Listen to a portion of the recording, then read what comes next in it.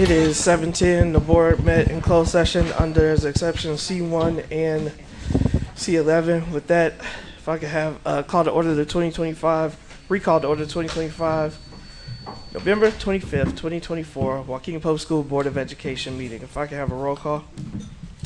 Mr. McBride? Yes. Ms. Fabian? Yes. Ms. Gonzalez? Yes. Mr. Riddle? Present. Ms. Hannah? Yes. Ms. Lensing? Yes. President Ewing? I'm not getting in trouble. Yes. We do have a quorum. All board members are present. With that, Director Dupuy, if you'd be so kind as to lead us in the Pledge of Allegiance.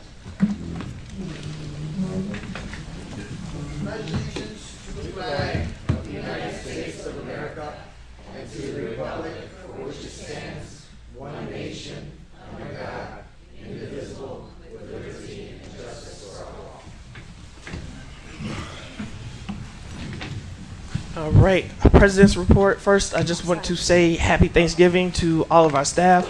I am thankful for the opportunity that I've had to be on this board and to be a part of this board. And I'm thankful for my fellow board members as well as all our district staff. And I hope that you guys get to enjoy a little bit of time off and that you can spend it with your family. So excited about that. The board did attend the Triple I conference over the weekend in Chicago. A lot of really good conference sessions that we were able to attend. I do want to take a minute to shout out some of our administrators as well as two of our board members. We had the superintendent as well as some of the staff who were able to present on our science of reading and implementation here in District 60. And we got some really good questions and feedback. Also about, we're able to provide information on collaboration. And then Ms. Lensing was able to be the board voice on that panel along with Ms. Hannah, who really inspired a lot of that work. And so there were tons of shout outs related to that. And so we're excited for the opportunity to show where things are going well in our district and how we can help support other districts. And then we're happy to also bring back information from other districts on how they're doing things well and what things we can improve and how we can improve them in District 60. With that being said, I now would like to turn it over to our student board member at this time. So I don't have anything prepared, but I think I just want to tell everyone I hope you guys have a wonderful Thanksgiving and you guys enjoy your holiday break. Thank you.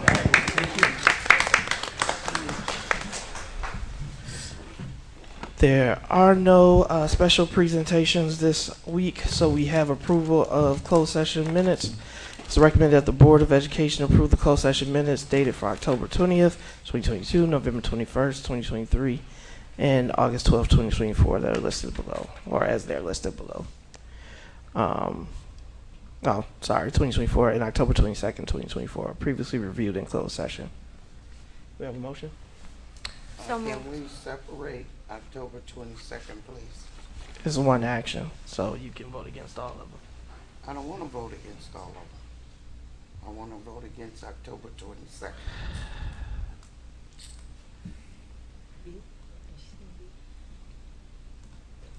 I mean, it's fine. Did somebody second Ms. Hannah's request? Second. Second for Ms. Lindsay.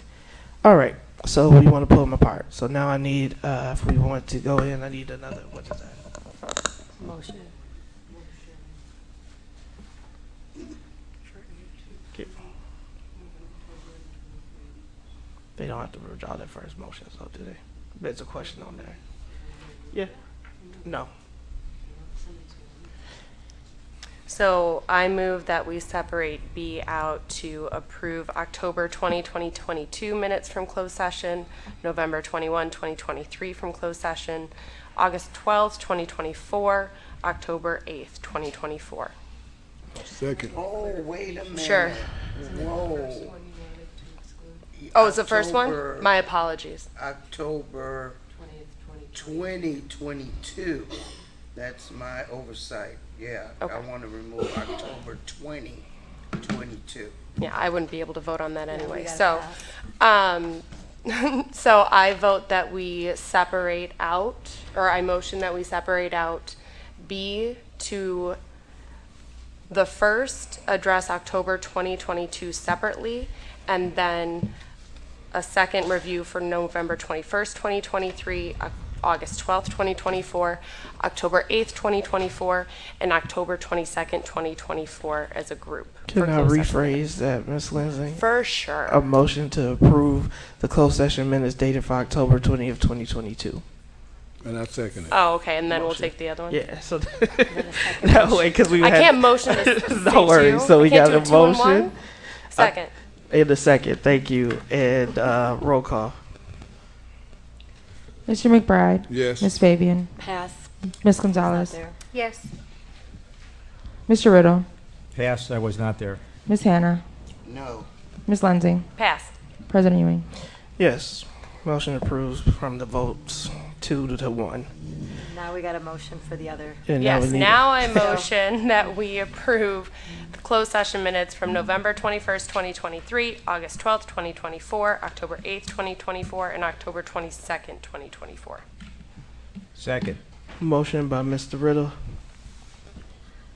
No, motion by. First. Oh, who was that? Yeah, I'm Ms. Lindsay, second, seconded by Riddle. Mr. Riddle. Any comments, questions? Roll call. Mr. McBride. Yes. Ms. Fabian. Yes. Ms. Gonzalez. Yes. Mr. Riddle. Yes. Ms. Hannah. Yes. Ms. Lindsay. Yes. President Ewing.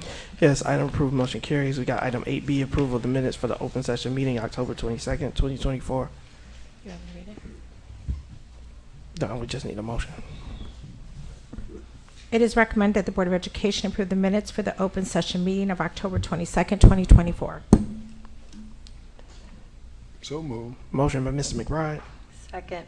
second by Ms. Fabian. Any comments or questions on the motion?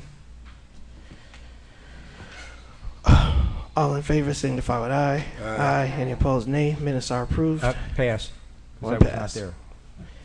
I have an opportunity for public comment. During public comment, each speaker will get 3 minutes. It allows you an opportunity to address the board. When you come up, the timer will be on the screens around. We do want to remind speakers of civility. We ask that you refrain from mentioning student and staff member names in your remarks. I'm going to call a few names at a time, and when you guys come up, please come up to the podium. If you need translation services will be provided to you, and you'll get a total of 6 minutes to allow for the translation. First name listed is Linda Unda.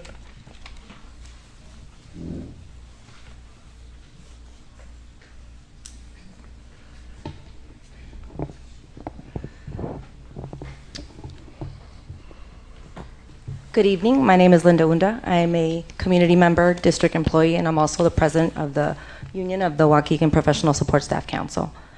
We are the secretary, specialists, and computer technicians who keep Waukegan schools running, from managing day-to-day finances at our school buildings to handling attendance and keeping technology running. We support our students, teachers, administrations, and parents every day. I'm here tonight to raise a critical issue of our support staff being directed to work in new security vestibules at elementary and middle school buildings. We strongly believe that this work should be done by security personnel. We call on the board to fully discuss and bargain this change in our job as required by our union contract. We're calling out this issue because it affects our service to parents and students as well as our workload. But more importantly, this is a safety issue. The nature of this work requires security and crisis training and performing high-level background checks. Our staff are exceptional at their jobs, but this is not the work that we were hired or trained to do. And that makes us concerned not just for ourselves, but for our students and everyone in our school buildings. Safety must be a priority in resolving this issue. On top of that, it's a service issue. We handle a multitude of tasks, including taking calls from parents, assisting tardy students, maintaining records and data, accounting, and much more. We need access to office equipment and files. If we're stationed at a security vestibule away from what's needed to do our actual jobs, the standard of our service to our students, parents, and staff will undoubtedly suffer. And as that continues, we are taken away from our full-time work to do security work. We will have more and more work piling up at our desks, and while this is inefficient at its best, the fact that this change violates our contract and the law, as the board unilaterally implemented the change to a mandatory topic of bargaining without first fully negotiating it, should mean that we should see some urgency from our board and administration to address the issue. At the very least, our secretaries should be able to work in their regular stations in the main office areas while it's being resolved, instead of we've been ignored and disrespected. District 60 has a security staffing issue, and the board is trying to solve it with secretarial support staff. Regardless of the impact to all of us, this affects the safety, efficiency, and overall well-being of our school community. We demand a real solution that includes our building secretaries fully return to their regular duties and workstations. Thank you for your time. Thank you.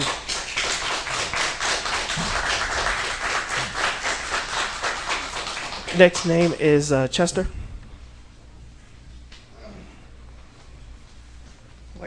I'd like to say parents and grandparents in April is the election for the new school board.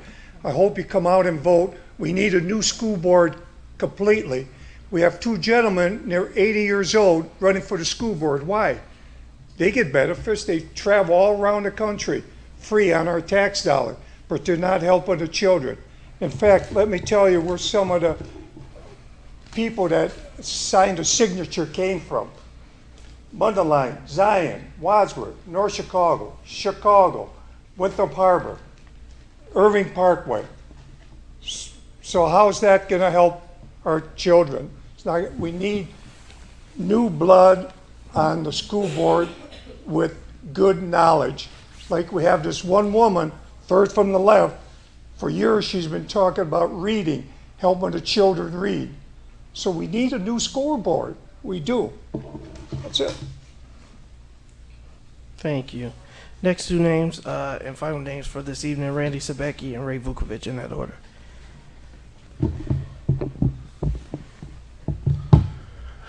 Good evening, everyone. Tonight, I want to talk about accountability, a topic that needs to be discussed in this district. Last board meeting, we extended the contract to 2 deputy superintendents. They got a satisfactory or better on their reviews or evals, whatever you want to call it. My question is, how is that possible? We have 214 Washington Street that was supposed to be open in January. Still, it's November of 2024. It's still not open. Secondary, we've changed the ELA curriculum in this district in the last 6 years 3 times. So I just want to run this through real quick. And this is just K through 5, ELA, not anything else. So in 2018-2019, we spent $1,371,000. 2019-2020, $829,259. 21-22, $2,390,778. 22-23, $356,685.54. 23-24, $2,881,853.88, for a grand total of $7,829,576.42. In May 25th, 2021, we approved a 4-year contract, 2021 through 2025, for Core Knowledge CKLA Language Arts, 4-year contract. We paid $851,154 for materials and PD. That goes through 2025. This year, we approved the contract on March 4th, 2024 for Amplify CKLA, same thing. This time it's K through 5. So my question is, we're double paying for curriculum that we already paid for that's still valid through 2025 for K through 2nd grade. According to what you guys did on March 4th, now it's K through 5. So we're repurchasing the stuff from K through 2nd grade, according to the contract. When y'all voted, that first contract was valid until 2024, through 2025. And it all has to do with science and reading.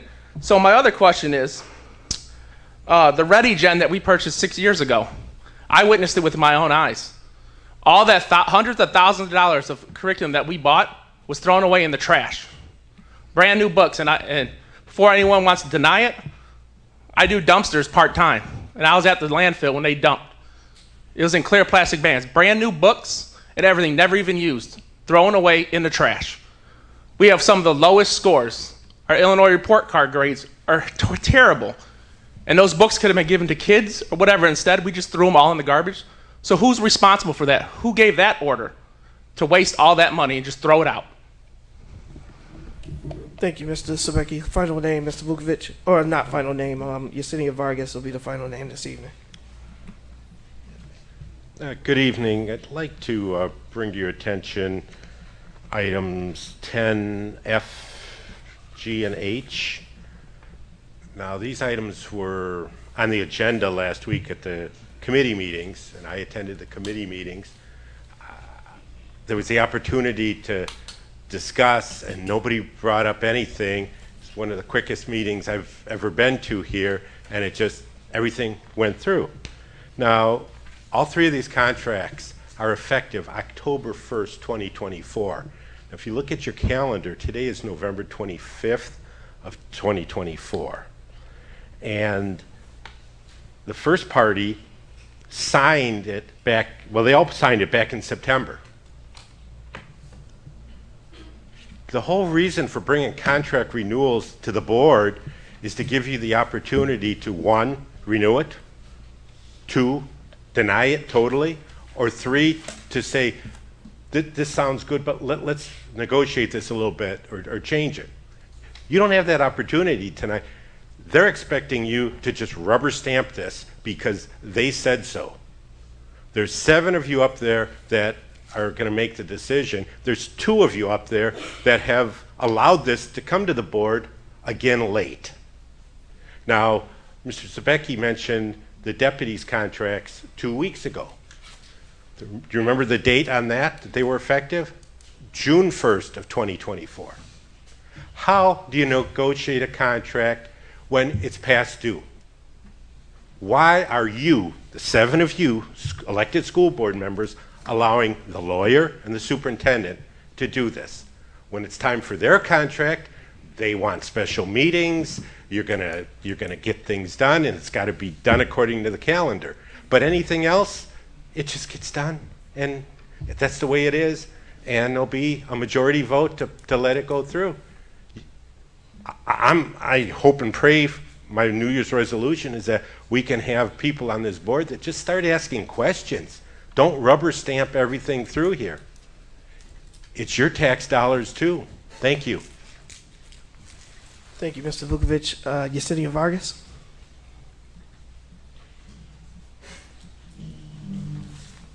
And can we get 6 minutes on the clock to allow for the translation?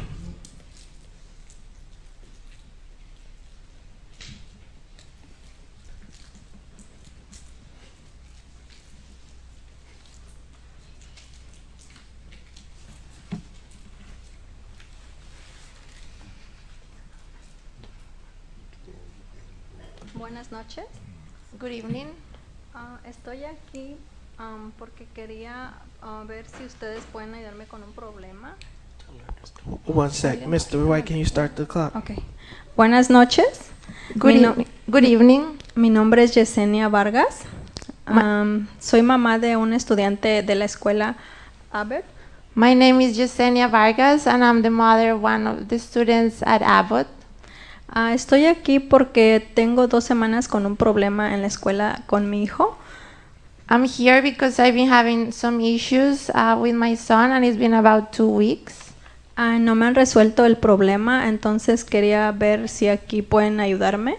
They have not solved this problem, so I want to know if you can help me here. Él hace 2 semanas estaba en práctica de banda. Él tenía su computadora y de ahí se desapareció. 2 weeks ago, he was in practice from the band, and he had his laptop, and it disappeared. Y uno de sus compañeros creo que le robó la computadora, entonces no saben dónde está y hasta ahorita no encuentro ninguna respuesta, entonces no sé qué puedo hacer. And I believe one of his classmates stole the laptop, and I don't know. I've been trying to solve this, but I don't know what to do. Y dicen que siempre hay problemas con las computadoras. Los compañeros las agarran, las rompen y luego ahí no te dan razón qué pasó. Entonces, pues no sé qué hacer. Si pueden ayudarme con eso o qué tengo que hacer. And the issue is always that the classmates get the laptops, they grab them and they break them, and I don't know what to do with this. Quisiera ver si hay un poco más de seguridad con las cosas o con los alumnos, porque a veces son problemas que ocasionan unos y más. Entonces, por esa razón yo quiero ver si pueden hacer algo, porque todo lo que es un como molestar a los demás. Okay. I want to know if there could be more security with this issue. Que se puede haber un poquito más seguridad con los compañeros para que no estén tratando de agarrarle las cosas. Yes, I want to know if there could be more security with the classmates so they're not grabbing all the stuff from others. Porque a veces mi hijo pues también tiene como ya miedo con sus compañeros porque si ellos dicen algo pues también los compañeros los molestan, luego en la oficina no hacen nada, entonces queremos ver si hay un poquito más de seguridad sobre eso. And now my son is a little bit scared because if he says something to his classmates, now they're gonna do something. And if he goes to the office, they don't do anything. Siempre dicen, vamos a solucionar el problema, pero yo ya tengo 2 semanas con el problema y vine acá la semana pasada, entonces me dijeron que viniera a este meeting para ver si me podían escuchar o ayudar. They always say that they're going to solve the issue, but they don't do anything. I came here last week, and they also told me to come here to this meeting tonight. Bueno, pues muchas gracias por escucharme, espero alguna respuesta. Y que tengan buena noche. Well, thank you so much for listening, and I hope I can hear back from you. Thank you for listening. Thank you, Ms. Vargas. All right, 7:31. We do thank all of those who came out for public comment and appreciate those who spoke out. We do have our consent agenda. Items are listed there. Items A through. We scroll down. I just can't see. A through S. Board President, I'd like to separate out items E, I, M, and N. All right, motion to approve items excluding E, I, M, N. M, and N. Okay, motion so moved to exclude, to approve all other items except E, I, M, and N, which will be excluded. Motion. Second? Second by Ms. Lindsay. Any comments or questions? Just as a reminder, the consent agenda is done in order to expedite the work of the board. These items should be non-controversial and or previously discussed. We have the motion in a second. Roll call. Mr. McBride. Yes. Ms. Fabian. Yes. Ms. Gonzalez. Yes. Mr. Riddle. Yes. Ms. Hannah. Yes. Ms. Lensing. Yes. President Ewing. Yes. So we got item E, attendance at the Association for Career and Technical Educational Vision 2024. The dates are listed. Read the recommended action. It is the recommendation that the Board of Education authorize the superintendent or her designee to approve David Marks at the Association for CTE Vision in San Antonio, Texas on December 3rd through the 7th. The expected total cost is $3,043.96, which includes registration, lodging, travel, and meal per diem rate. Motion to approve. Second. Motion by Mr. Riddle, seconded by Ms. Gonzalez. Any comments or questions on the motion? Just that I think, continuing education, CTE, is extremely important for our young people. Some of them are not planning to go to college, but they're planning to get into careers. So I think this is a really hot topic, and there's a lot of good information out there. Other schools are trying things. We heard some of this at our III conference. So I'm pleased that we're sending someone out there to learn, what other schools are doing and how we can best implement more career and technical education programs. Thank you. Roll call. Mr. McBride. Yes. Ms. Fabian. Yes. Ms. Gonzalez. Yes. Mr. Riddle. Yes. Ms. Hannah. Yes. Ms. Lensing. No, because continually these states do not support students like ours, so I don't think we should be supporting those states' economies. I understand it's a great opportunity for CTE. However, if we're not standing with our students, then we're not doing them a service. President Ewing. Yes, item approved, motion carries. Item I, attendance at the Dual Credit Summit. It is the recommendation that the Board of Education authorizes the superintendent and her designee to approve 5 post-secondary staff at the Dual Credit Summit in South Padre Island, Texas on February 16 through the 18th, 2025. The expected total cost is $11,500, which includes registration, lodging, travel, and meal per diem. Motion to approve. Motion by Mr. Riddle, seconded by Ms. Gonzalez. Any comments or questions? I just have a comment, just actually more of a suggestion for those who are attending. I would like our staff to learn a little bit more how dual credit classes and courses work within alternative schools. I think we need to start looking at more of these opportunities for our students in the alternative high school setting. And that's in addition to those CTE conferences as well. So if our staff can kind of keep that in the back of their mind as they're attending sessions, that would be appreciated. I'll say no. No. Yeah, it's okay. It's okay, yes or no?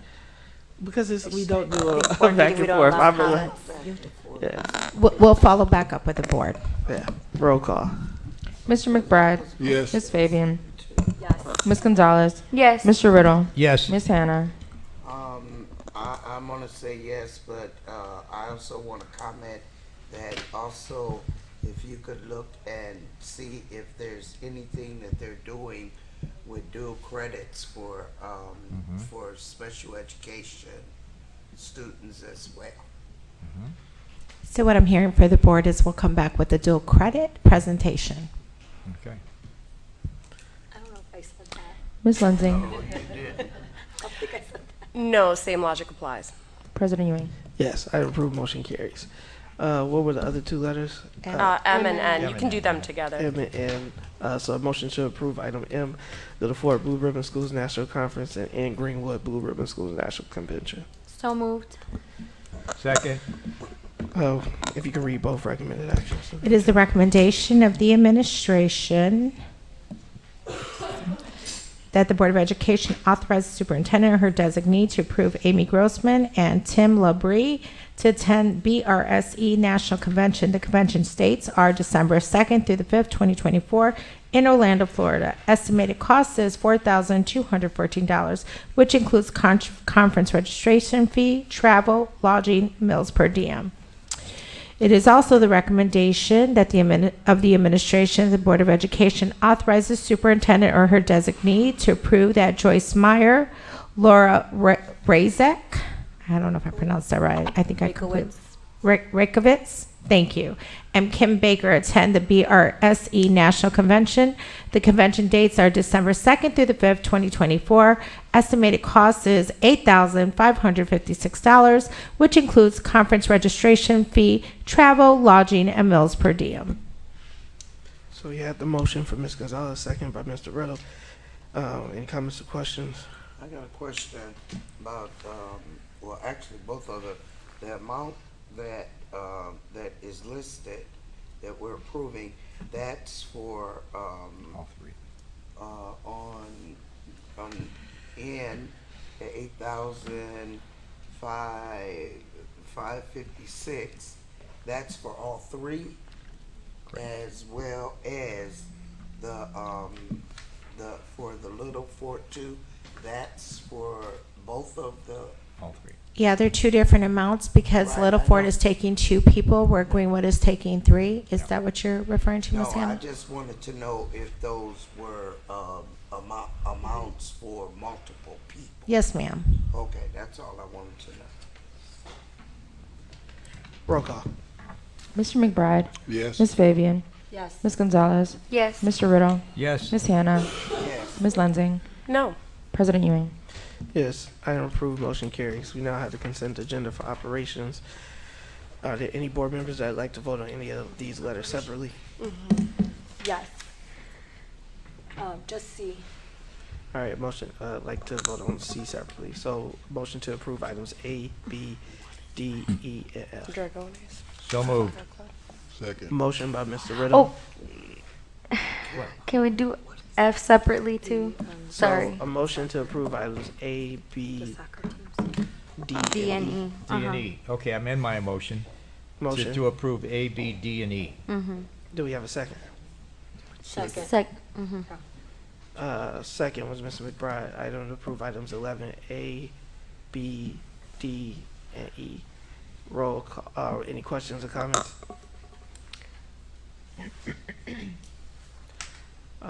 Roll call. Mr. McBride? Yes. Ms. Fabian? Yes. Ms. Gonzalez? Yes. Mr. Riddle? Yes. Ms. Hannah?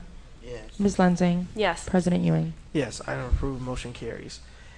And now we are on item C, approval of the facility rental waiver request for Dragones soccer team. It is recommended that the administration that the Board of Education authorize the superintendent to approve the fee waiver request from Dragonas soccer team. The team has reserved the Edith Smith Middle School gym for youth indoor soccer practice scheduled from October 23rd, 2024 through May 29, 2024 on Mondays through Thursday from 6:30 to 8:30 p.m. The amount requested to be waived is $14,080. Motion to approve. Second. Motion by Mr. Riddle, seconded by Ms. Gonzalez. Any comments or questions on the motion? So I pulled this one apart because it's looking at the other fee waivers. Typically, when we have soccer teams in, they do 2 nights a week because it's the same coach. This one is looking like they're doing 4 nights a week, and I don't know if that's just a very giving coach, but I've also heard some concerns that it may not always be the same group in there. And just for liability purposes, we should be ensuring whose name is on that file is actually there. And so this is the one that I've asked for clarification, and they came back with the same word for word answer as others. But what I really was trying to clarify is if that team is actually practicing all 4 days a week with the same coach there, or is it being parceled out to other coaches. Again, just for liability issues, we should know who's in there and like what adult is supervising. So that was the only ask. Mr. Moulton, do you happen to have an answer for Ms. Fabian? If not, I'm going to ask that we hold this over till we have one. And whether we're holding it over or not, the form is also not complete, which is a frustration, right? So we don't have the address, we don't have the city, or a contact email for them. And in my opinion, this should be screened before it rises to us. That's fair, Ms. Lindsay. Yeah. Hello. Hello. So we actually made a modification to that because we did have initially Monday through. I'm sorry, my first time here ever speaking. So I'm Crystal Jimenez. I'm the one that filled out the form for Dragon soccer team. We had initially had Monday through Thursday, but we actually made a modification to that. Not sure if you guys received it to Tuesdays, Thursdays, 6:30 to 8:30, which I believe it's reflecting the same thing as the other teams as well. And then it is the same coach, the same students, and then we're cutting down that time. Okay. Thank you for the clarification. So can I ask the board if you'd like to hold this out over till we have the correct information, or how would you like to proceed? Well, I think that would change the amount that we're waiving, right, to half the cost, and if we're not prepared. Because it says Mondays through Thursdays. That's instead of why 4 the cost, Mondays. yeah, that's why we're waiving double versus the other two. So carried over to any modified. What's the impact for holding over? Yeah. Right. When does practice start? They've already started. Yeah, we started. Obviously, we've been paying. So I guess it's just to see when the waiver is going to be implemented. And right now, we're just doing Tuesdays, Thursdays as well. We haven't been doing those extra days. From the paperwork. Yeah. Well, September 25th. So on this one. this is a technical concern. I Oh, for think the the board is in support of the waiver. They just want to make sure that when we take the action, we know exactly what is being taken. So it's not a matter of you thinking or feeling like you have to front this whole bill. We just want the paperwork to reflect what it is that we're actually doing. So thank you for your volunteerism and for supporting our students. And we look forward to being able to approve this with the correct information at our next board Perfect. meeting. And then just one thing to add, I did send it over. Okay, perfect. Thank you. Thank you. Thank All right. you. So we withdraw the motion. I think Mr. I was. McBride was first, I think. Oh, no, on this one, I don't know. Mr. Rick Riddle did. and Ms. Gonzalez. Mr. Riddle. We'll withdraw the motion. Yeah, withdraw. All right, now we got item F, item 11F, approval of Glen Flora Armory camera and server installation. It is the recommendation of the administration that the Board of Education approves the purchase of a server and 3 interior cameras for Glen Flora Armory. The estimated cost for the equipment and installation is $29,335.40. I'll make a motion. Motion by Ms. Hatter. Second. Second by Ms. Gonzalez. Any comments or questions on the motion? Yeah, I just like to say that with the materials and the other, I'm gonna say high ticket items that are over in that, in the warehouse at the armory, that I think this is feasible to install the cameras over there until we get a little progress in getting the stuff where it's supposed to be. Mm-hmm. I agree in part with Miss Hannah. I do agree with Miss Hannah. I just wanted to add that I'd really like to see a long-term plan for that building, and I don't think that adding, I know that surveillance is important, but I don't know if installing it right now and having the server up because it's so expensive is the best solution for right now. So I think I'll just leave it at that. And I agree with you, Ms. Gonzalez, but what I do want to say is that if there's plans to do anything progressive in that building, the one benefit to having it already installed is that it won't have to be done again, and you don't know where prices are going to be at that time. So I think I think right now is good timing for us to do that. And if board members haven't taken the opportunity to go look in warehouses, go for yourselves, and you'll be able to see and understand what's there. Yeah, we do. And Superintendent, if we want to pull up Director Wilson, but just to verify what Ms. Hannah is saying, the security camera and the server to support the security cameras would also be beneficial should we turn that space to where we have a higher traffic of people coming in. So if we can have someone just verify that while it may be an investment for materials right now, it could still be a consistent investment should we have people in that space. Sorry, Dr. Wilson. I know, I just want to pull up to. Right. Morning, board members, superintendent, board president, community. Ms. Lindsay, you're absolutely correct. Daryl, can you speak into the mic so people, thank you. You're absolutely correct. The cameras will be beneficial if we have more traffic. If there's something else done with the armory, it can also be repurposed. Okay. Thank you, Director Wilson. Ms. And then, sorry, I do like, really quick, I apologize, Ms. Hannah's point about the cost, considering we are anticipating a lot of influx of pricing. Yes. Sorry. Ms. Fabian. And then I just also want to clarify, in the armory, are there still a lot of personal documents that we were scanning? Yes. So for me, that's important as well, given the day and age that we're in of identity theft. So I will support this because we are also protecting our staff and our students past And present, yep. and present, right, on having and ensuring that our documents are well secured as well. Thank you, Director Wilson. Hello. All right, go ahead, Mr. McBride. I don't know if anybody else knows, but we also store our trucks over there as well. Outside is just the fact on the inside. And I just heard mention that may be possible in the future, something being done with that building. That building has always not been an armory.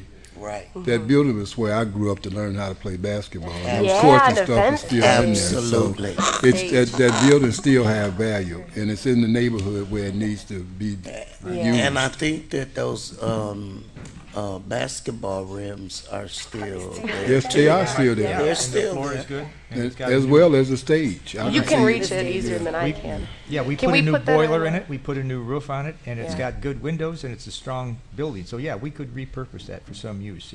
Can we add this to possible. a future agenda item to discuss potential, and the administration can provide ideas? Or is that a capital improvements committee conversation? Yeah, that's what I say. You see me and Mr.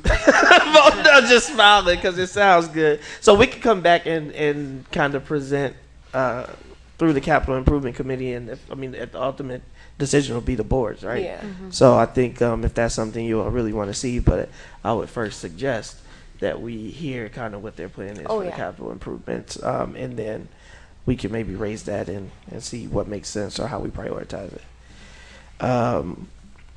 There are no purchasing contracts, so item 13, no, roll call. Mr. McBride. Yes. Ms. Fabian. Yes. Ms. Gonzalez. No, respectfully. Mr. Riddle. Yes. Ms. Hannah. Yes. Ms. Lensing. Yes. President Ewing. Yes, item approved, motion carries. We got personnel. So personnel for 11/25/24. Are you on 13A? It is a recommendation that the Board of Education accept the administration's recommendations to approve the appointments, retirements, and accept the resignations as found on schedules F1002, L949, and G660.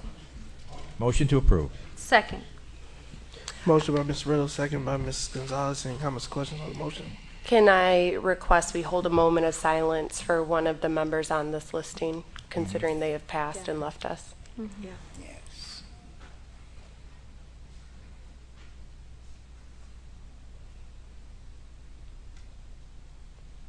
Thank you. Thank you, Ms. Lindsay. Roll call. Mr. McBride. Yes. Ms. Fabian. Yes. Ms. Gonzalez. Yes. Mr. Riddle. Yes. Ms. Hannah. Yes. Ms. Lensing. Yes. President Ewing. Yes, item approved, motion carries. We got item 16A, ratification of the second processing of November 2024 board bills, manual check request payments, and Old National Bank insurance payments for the period of November 7th, 2024 through November 19th, 2024. It is the recommendation of the administration that the Board of Education ratify the second November 2024 processing of board bills, manual check requests, payments, and Old National Bank insurance payments for the period of November 7, 2024 through November 19, 2024. The accounts payable board payments for the period of November 7, 2024 through November 19, 2024 total $2,616,498.16. The manual check request payments for the period of November 7, 2024 through November 19, 2024 total $4,092,080.14. The Old National Bank insurance payments for the period of November 7, 2024 through November 19, 2024 total $0. Motion to approve.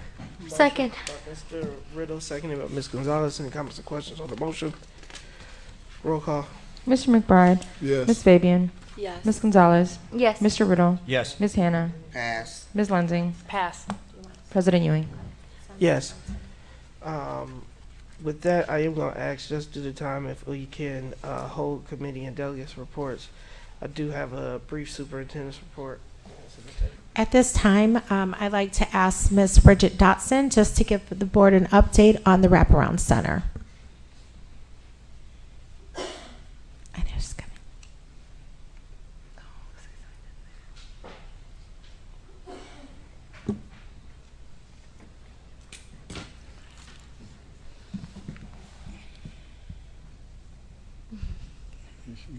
While we're waiting, Mr. Riddle, you're gonna have to wait Yeah, to cater. for the votes and everything. Oh, yes. So, but I'll do it, we'll do it at the next board meeting. I did hear, actually, we heard a little bit about it because we, Discussed it. Ms. Gonzalez and myself went to the Bringing It Home section on early on Yeah. Sunday morning. Early on Sunday morning. Yeah. And we did hear from the IASB how that voting went and some Yeah. of the discussion that took place. So yeah, Right. we'll let you report to the public how that went. Yeah, and there was one item that they were worried about the media, and I think that was regarding the background checks. Yeah. You're fine. We use the time. You're not allowed. All right, Ms. Dawson. Okay. Hello, good evening. Good evening. Board of Education, colleagues, community. Bridget Dotson, Director of Wraparound Center Services, here with the Manager of Wraparound Center Services, Ms. Oh. Did anyone hear that, or do I need to? Yeah, you did. Okay. Hello and good evening, everyone. Board of Education, Superintendent, Board President, colleagues, community. My name is Bridget Dodson, Director of Wraparound Center Services. I am here tonight to present you with an update on our Wraparound Center.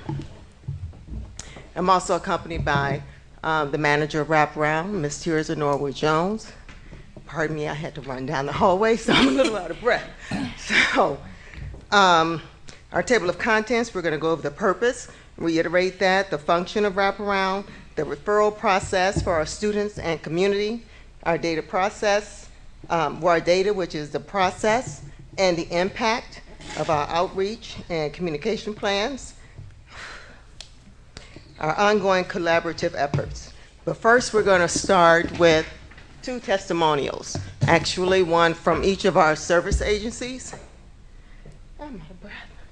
Take your time. Take a second. I think we may need someone to provide access for a component of your presentation. Is that right, Lee? The video? Yeah. To the video? Yeah. The laptop. So yeah, catch your breath and we'll get that done. Okay. My laptop is just in the other room, and then I can give you the access, Mr. White.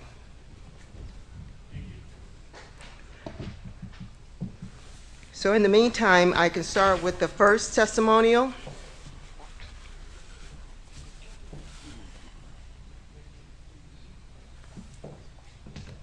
So let's see, I want to give Mr. White access first.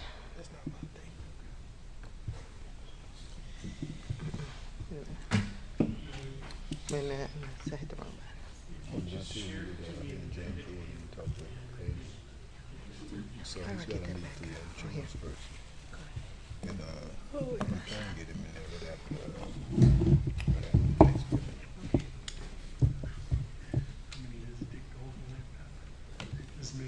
Here you go, editing access.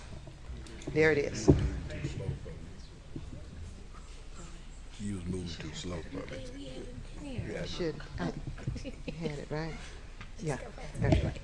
Okay, so the first one is a written testimony, although this is our participant. This is what we call the individuals that we serve at Wraparound because we are associated with the school district. We did not want it to seem as clinical or stigmatizing as one would normally say clients. So they are participants of the Wraparound Center.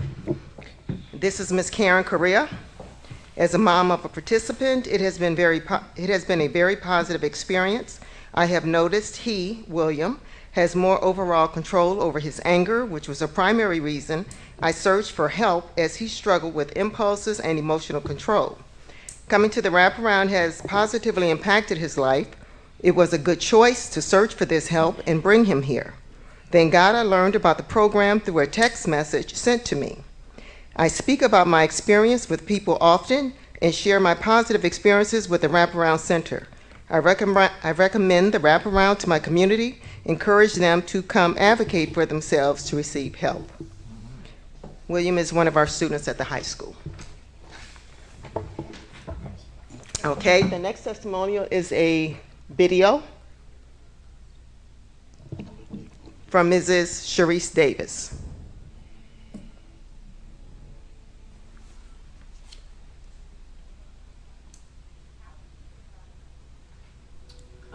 Actually through my son's school.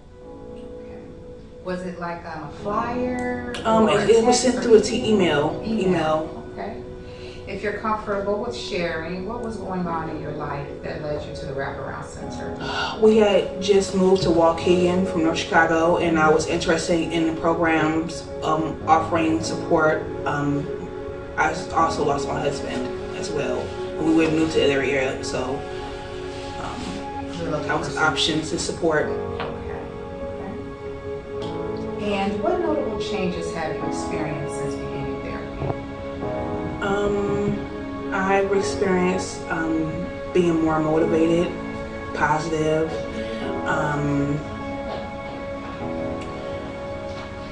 just being a better person all around. I wake up in better spirits, so running the Wraparound program is helping me out a lot in all angles. And do you feel you've been given tools to help you? Yes, yes, of course. Yeah. Do you feel more supported since coming to the Wraparound Center, and in what way? I definitely feel more supported. I look forward to my every week when I come and see Vernetta, and the support as well for you, Miss Teresa, of the gift cards and the turkey and the Christmas and all the support that's given at the Wraparound program. You feel it makes a difference in your family's life? Yes, my kids' life as well, because I'm better, they're better, you know? That's wonderful. That's wonderful. And do you mind sharing your goals for the future? And I definitely want to keep maintaining my household, being more positive, more motivational.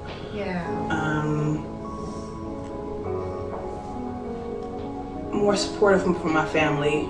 And I feel like that support I'm getting here can go to my family as well. Absolutely, absolutely. Do you think the Wraparound Center will help you get there? Yes, of course.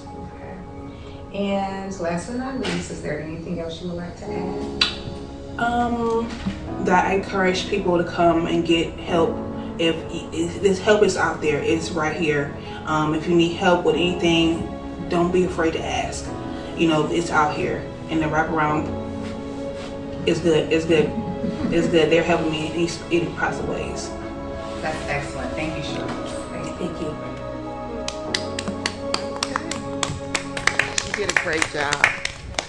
And it was a pleasure. It is a pleasure to service not only Ms. Davis, but others like her. So we'll get back to our presentation and the purpose. Since late June, Wraparound Center has been open to provide those direct services and resources for our participants in need of additional support. Services are available for students, families, and community members that reside or actual residents of Waukegan. And again, we operate by appointment only, 214 Washington. Our function is that we partner with service providers, currently A Safe Place, and CYN, which is Community Youth Network, to create a nurturing, empowering environment where families and individuals can have access to the resources they need in order to thrive. A Safe Place focuses on sexual abuse, domestic violence, human trafficking. CYN is on mental health and social-emotional support counseling.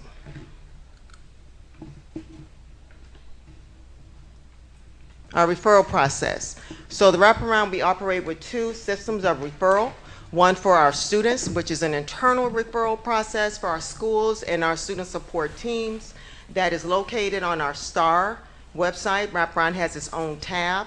It's to be a collaborative effort for the pupil support teams so that when they're not just referring students, it's not a housing place, but it's really incumbent upon those school teams working together collaboratively, comprehensively before they send out the referral, which also gives us a background in terms of what other agencies that our students have been involved with and or their families.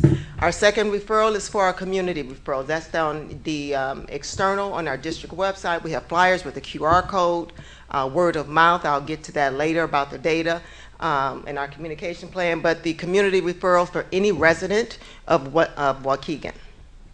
And there's a link there, but I don't know that we need to go through that. But it's right there. It's simple and concise. The student referral, of course, is a bit more involved, as is warranted, to give us as much background on our students as possible. Next slide. So here is the impact. This was last week, so we have about a total of 54 of our referrals and those that we provide direct services with. Here's a breakdown of the, I guess you can say, the bang for our buck in terms of our communication efforts and outreach efforts. So with our, let me see, can't see it even without with my glasses that far. So with our district communications, it seems to garner the most impact in terms of the referrals that we received. That's 59.26. Communications from the district office, superintendent reports. We've gone on the OTV, it was at One Team, One Voice, OTOV, with the support of the area superintendents. And so we get those referrals that way. Our flyers, texts, emails, the school outreach. We've actually working really closely with the Department of Outreach, and so that's even taken our numbers up even higher than when this was prepared a week or so ago.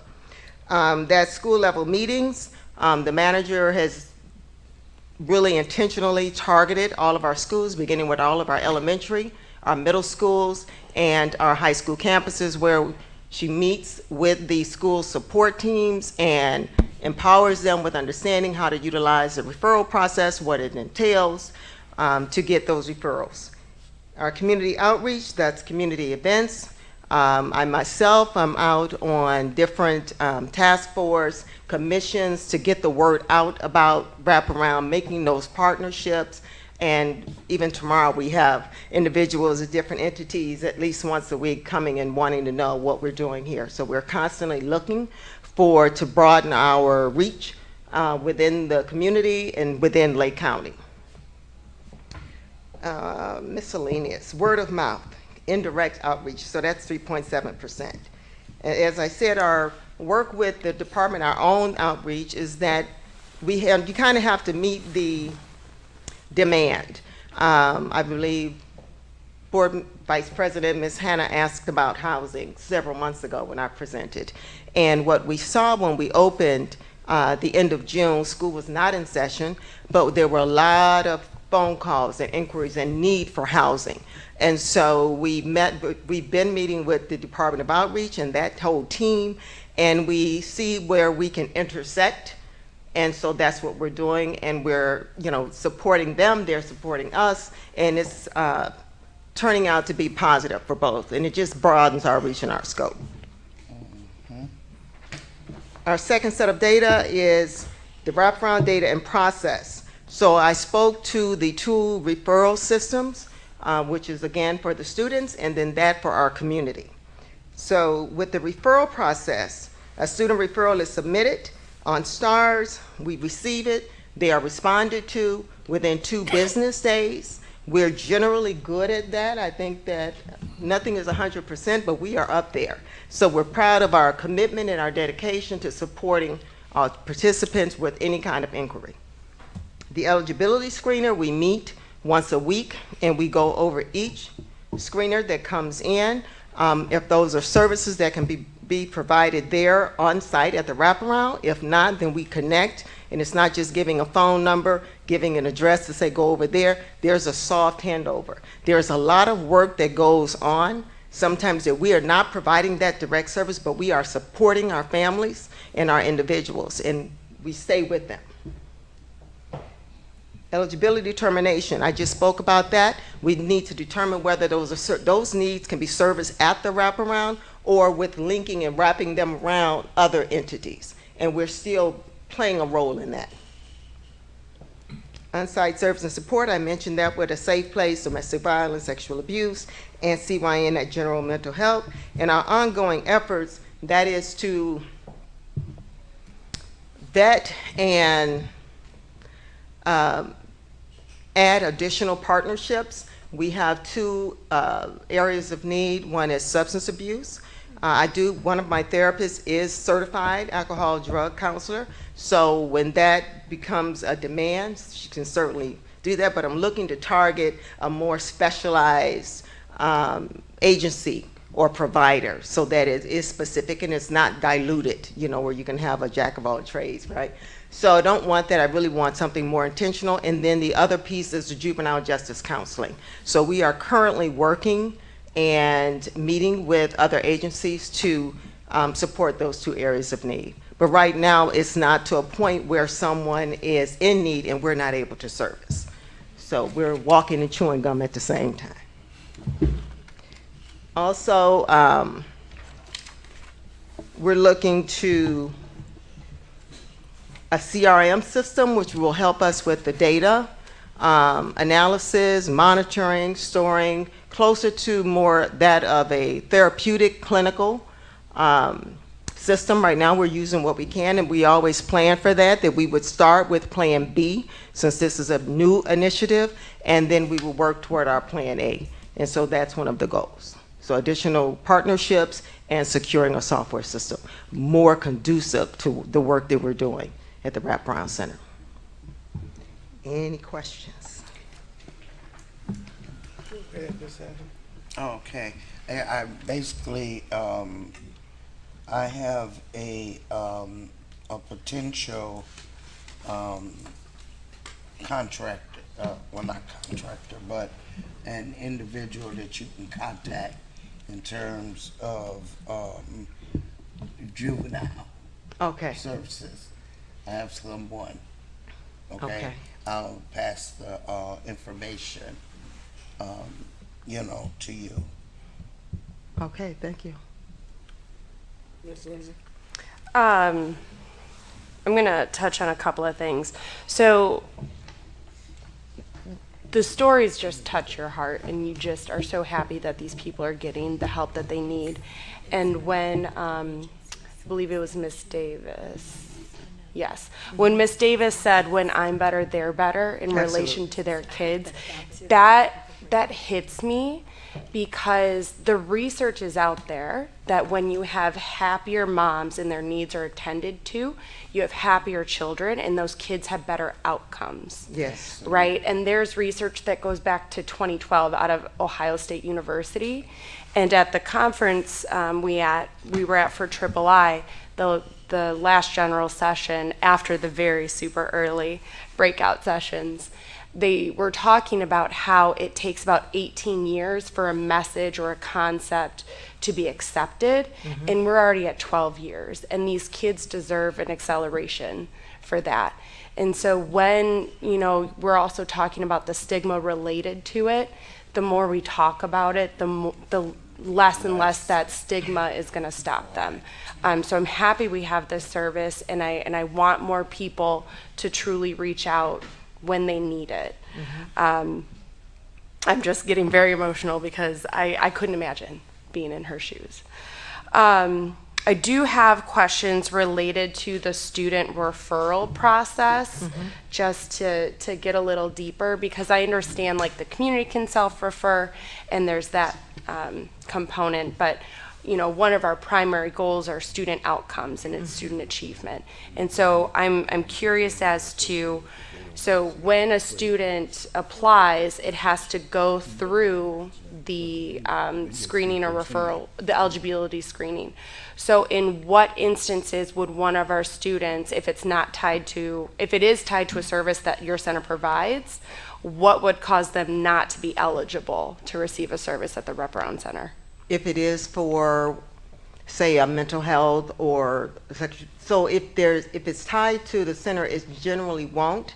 We recently had one of our students who's a young elementary with an IEP. Yeah. And so looking at those concerns, sometimes they're not as complete or a comprehensive effort or collaborative effort. It might be an individual who says, well, we need to send them to Wrap Around. So we have to weed through that, because sometimes when we do say not appropriate for Wrap Around now, and this is why.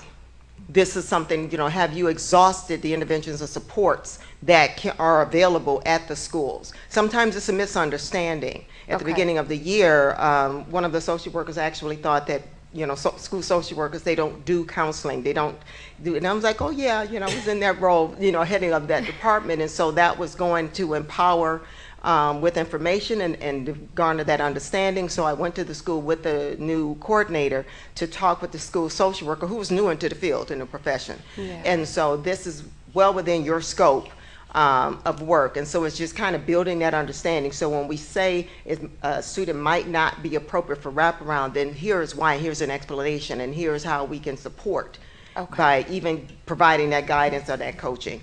But like I said, we had a situation where a student with an IEP, and we thought, yeah, there were some needs there, and the student was present, but younger and cognitively just not appropriate. And so then that would go back, and there was conversations with the parent to make sure that you're not passing them back off, but here's where we would need to look. And then working with that parent and the school to how to better support the student. I think my favorite component out of that response is that it's not just a no, and in all of these instances, it's that soft handoff of, we can't accept you. You give the clear information as to why, you connect them with the school to make sure they understand, and it follows a clear path to get there. Right. My only concern, right, is for the situation where, let's say, we're understaffed at the school, or the social worker at the school maybe has to attend to, let's say, the IEP hours first, because those need to be prioritized because, of the IDEA component to it. Or that student doesn't have that trust there. So if for some reason they are pushed back to the school and they're still not getting help, is there or will there be some sort of review process if they're not getting the services in the school environment to reconsider for wraparound? Right, and I see my manager here wants to speak, but let me just respond to that. So I'm getting in deep with the students because we gotta look out for them. In that case, it's huge, and I understand it from being a school social worker for many years, is that importance of having that rapport and relationship with parents. We just today had a screening meeting where we went over some of the referrals that were coming in. And one of our parents in the community referred their child, our student. Generally speaking, we would want a student to go through the student referral. However, we are going to have that grace and allow that gray area, because a parent in general, if I don't have the connection at the school, or if, I do have it, but it's contentious, then we're not gonna tell that parent, no, deal with the school. So we're going to say, because sometimes the parent is saying, I need some support. I might need support and coaching on how to navigate in an environment where I don't feel as valued as I feel I should. So we would then allow that student referral to come through the community portal via the parent. Okay. So we look at those things. We take these, our screening meetings very seriously. Okay. And we look at them respectfully, with integrity and empathy. So if someone is coming through the wraparound, it's because there's a need there, and that's always our first thought, that there's a need there. They might not be able to articulate what that need is, but they're reaching out, and it's our job to be able to decipher and with care and get them to where they need to be. But you want to speak to that? Good evening. Oh, she's going to answer. And then I have one final comment, and I'll be done. Okay, good evening. I just wanted to add a little bit to what Bridget was saying. So the eligibility screener, when it comes to our student population, we don't use that to determine if they're eligible. We use that more or less to uncover the risk factors and protective factors that are in place for that student and family. So that in itself does not determine whether or not a student is eligible. We conduct that to determine how many or what's the ratio of risk factors versus protective factors that are in place for that family. It gives us more background information. It also kind of gives us like a pathway or a blueprint of where we want to go with that family, what we need to support that family in. So I just want you to know that we don't use it in that way. Okay. It's a weighted screener, and a score of 0 can still qualify you for wraparound services, right? It's just based upon the risk factors that are in that family or in that student's life. Okay. And then my last question, I'll be quiet for a while. For students who are reaching out but don't necessarily want their parents to know for very specific reasons that they have, do they have to have parent permission to engage in the services? We are requesting consent. And let's look at it this way. When I initially presented on the wraparound in August of 2023, I also mentioned the National Wraparound Initiative. That's a national effort.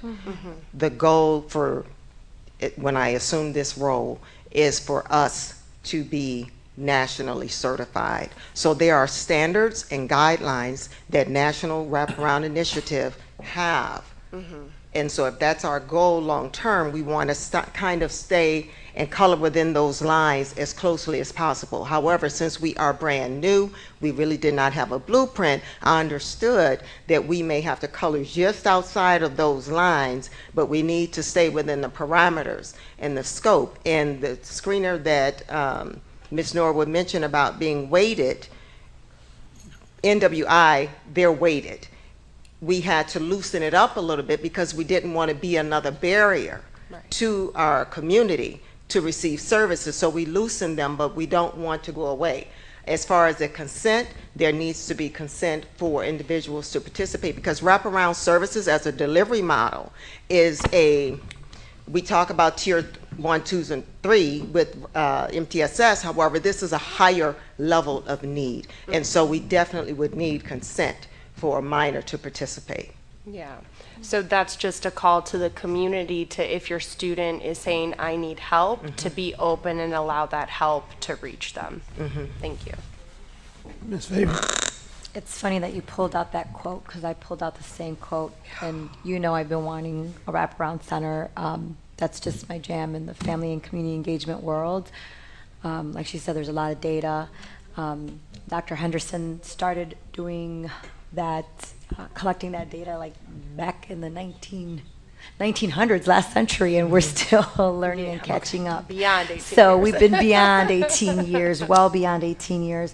But, you know, like everything else, if it doesn't make dollars, it doesn't make sense. So there's also a lot of data on how much a community saves by putting in those preventative service, by putting in all of that support for our families now, on how much money it saves in the long run, because then those families are self-efficient. So, I mean, there's so much data, and we're still catching up, and I'm still struggling to get into districts and let them know, like, just all the outcomes of serving the family as a whole, to serve the student as a whole.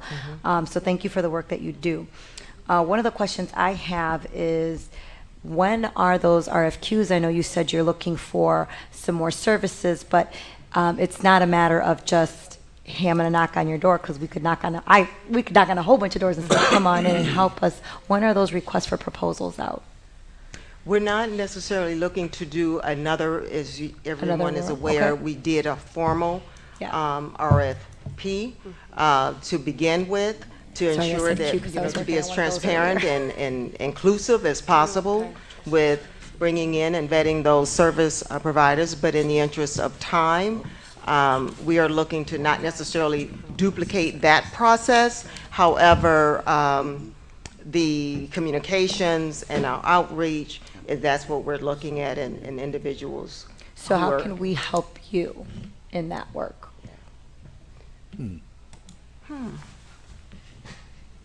can you help? Well, we kind of have. Well, I mean, as couple Ms. in Hannah mind. said, a lot of us have a lot of I connections, would and we think, can, as Ms. but Hannah mentioned you about, don't it, want to. as long as, cross you know, you have individual, well, agencies and entities that we're talking about that are potentially, you know, appropriate for SAM.gov, so that they can be a paid subaward, as long as they fit that, so we can continuously just vet. So you'll have a vetting system in place that's similar to an RFP, but not exactly as structured or Right, difficult. because per ICEJA, the grant that we're working on, they don't require that we have that. under the direction of the superintendent and understanding those reasons, and this was a brand new initiative, we certainly wanted to go through that formal process. But ICEJA does have their criteria still that we have to comply with. Absolutely. I got one more question. Can I go? Yeah. Okay. Ms. Dotson, thank you so much for this presentation, and I think the services are really needed. And I would, you know, from just talking to our students and that when I went to that presentation, what do they call that again? Where the students in the Bulldog, you know, in the belonging to Belleville? No, you weren't there. No. When they do their presentations at the MICFA Challenge. Oh, MICFA here. MICFA Yeah, Challenge. sorry. I mean, a lot of those students were telling me that mental health is a very big concern in our student body. And I'm just wondering how many of our students, and especially in the high school, know that this service is available to them. And of these two, you had like 54 or so that have used the service. I thought it would be a lot higher once we advertised and those students were aware that this service was available to them. And I'm just curious, maybe if our student board member even, was she aware, and do some of her friends and people know about this service? How have we, first off, I was wondering, are most of the students that are being referred, are they coming from social workers or, you know, counselors? And then secondly, the referrals, how many of those are really the mental health support versus, you know, the sexual abuse? I guess so. I'm asking a couple questions here, but I'd like to also ask the student board member how much knowledge, you know, our students at the high schools have, because when we walked around, I just remember so many of the booths were on the mental health challenges facing our children, especially at the high school level, and certainly, you know, the support, the emotional support that they would need. If this is a free service available now to our student body, my concern is I would have thought the numbers would be a lot higher now. It's not,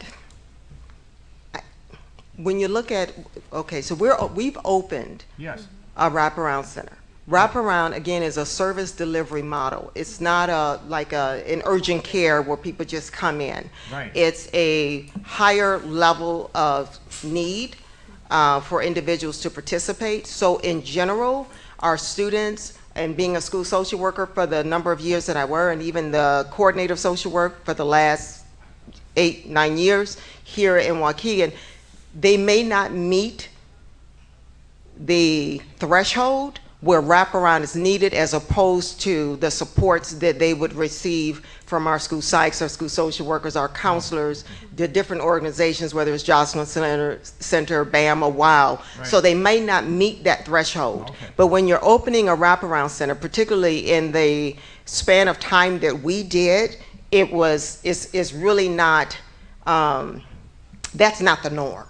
So I can see why a person not in it would think, well, the doors open on, I think, our June 28th, I even remember that day, we served our first person. But then think about, we were not in school. Right. So school began in August. So really our traction began to grow late August, really into September. So the numbers are not alarming for myself, my team, being in social services all these years, and it's growing. Just the meetings that we've had and the intersectionality that we've identified with our own outreach department, just looking at their scope of work and saying, what about that? How do you support our families with McKinney-Vento, and they have an 18-month audit plan? What happens when they get to month 16 and they haven't done the checks and balances? Who supports them? Oh, I said, well, that's looking through a social work lens. So we can support those individuals so that we can kind of chunk that 18 months so that they are not disqualified because they've not done something. So the numbers may not seem like, again, people not in that field, but we're not a walk-in. So those first, it needs to be exhausted and supported in the high school. There's certainly a need, and the more we get out and we're actively engaged every week, days of the week, so that we do get the information out and individuals even take an initiative to partner with us or even to talk with us and say, how can we support? So I want you to just kind of see the numbers, but don't get alarmed. Okay. Because this is a higher level of care. So would the referral then, how do you explain, I guess, the higher level of care to students? For instance, you know, if we were to advertise this more in the high school, probably some of them would want to self-refer themselves because they're feeling up here, maybe they're not meeting And that we would threshold. encourage them to first, again, meet with the supports that are in place in their schools, on their campuses. And as I stated earlier with our school, I call it like a tour that we went through, starting with the elementary, we hit the middle schools, and we hit the high school campuses, including AOAC.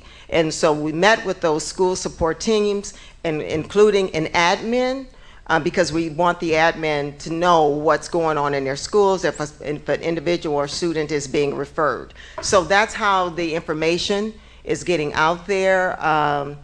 Ms. Norwood has sat with these school teams, and I believe that we've done all, with the exception of maybe 3 or 4 elementaries, and that's because they've not responded back, or there was just some challenges in coordinating those meetings.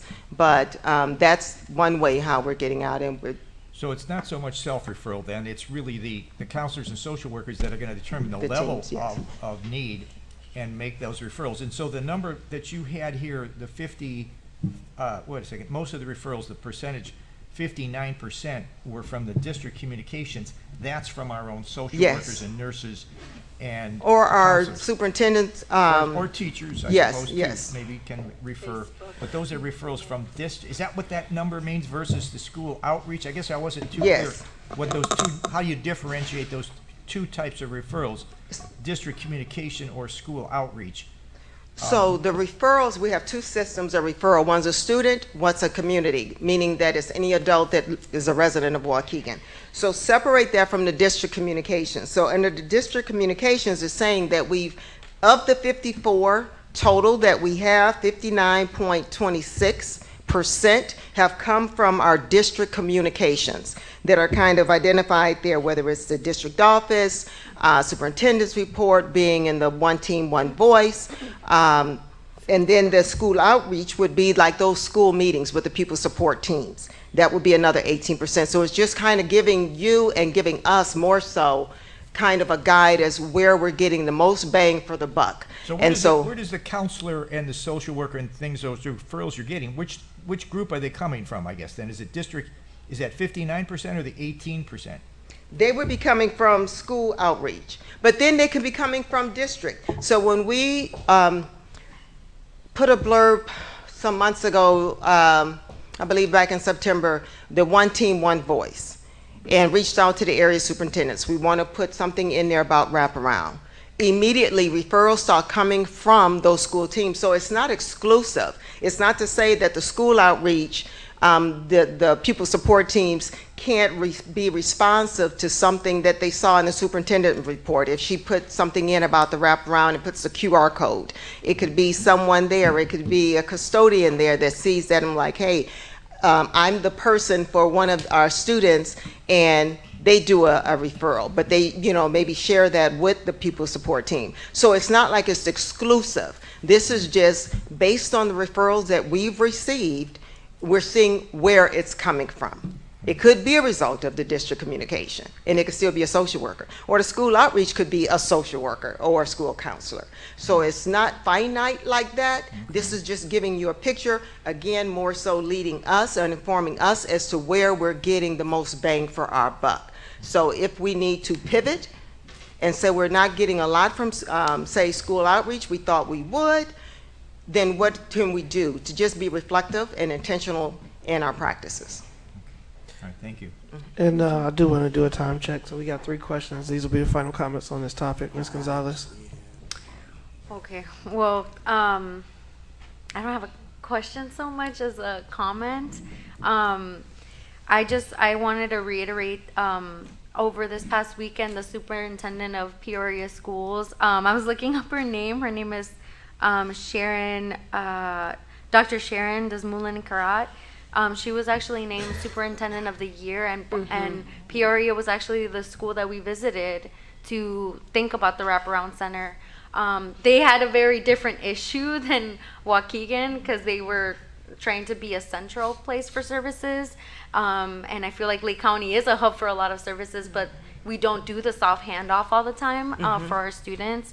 So I just wanted to reiterate for the community and to reinforce the work that you guys are doing, Ms. Dotson, that it is important, and the state is recognizing that the initiative can bear fruit. And the other thing that I wanted to say was, and it doesn't have to be answered now because I know that there's like fine tuning, and I don't want it all just to be about the data, because I know that our students need that wraparound care, and it might take a little while for us to see their improvement academically. But to create that relationship, it doesn't have to necessarily be the correlation, but to see how our student outcomes might be helped from the wraparound center, and how, if it's purely academic, maybe it's absenteeism, maybe it's, whatever factor, but so that we can better tell that story of this is what our students needed, and we provided that for them. So that's all I wanted to add. Sorry. I just had a question, and you may have an answer. They had their hand up, Ms. Hanna. Just has language barrier been an issue, and just given the population that we have, and even thinking of ASL, and it may have not been, but do we have a plan to support multiple languages? Currently, one of our therapists is bilingual. We do have access. Bilingual Spanish. Yes, right? but multiple. Other than that, that has not come to fruition. And I'm well aware, when I was the coordinator of social work, when we had different languages outside of Spanish, then we have our whole system that we work with student services. Okay, so you guys are Yes. connected to have that language line. Yeah, we would certainly do. We're part of the district, but there's not been a demonstrated need. Yeah, I just want to beyond- make it clear, because it also may not be a demonstrated need, because it also depends on the communication that we put out, right? So if they're not understanding the communication, they're not going to know that they can get that service. Yeah, I just want to know, you mentioned the McKinney-Vento.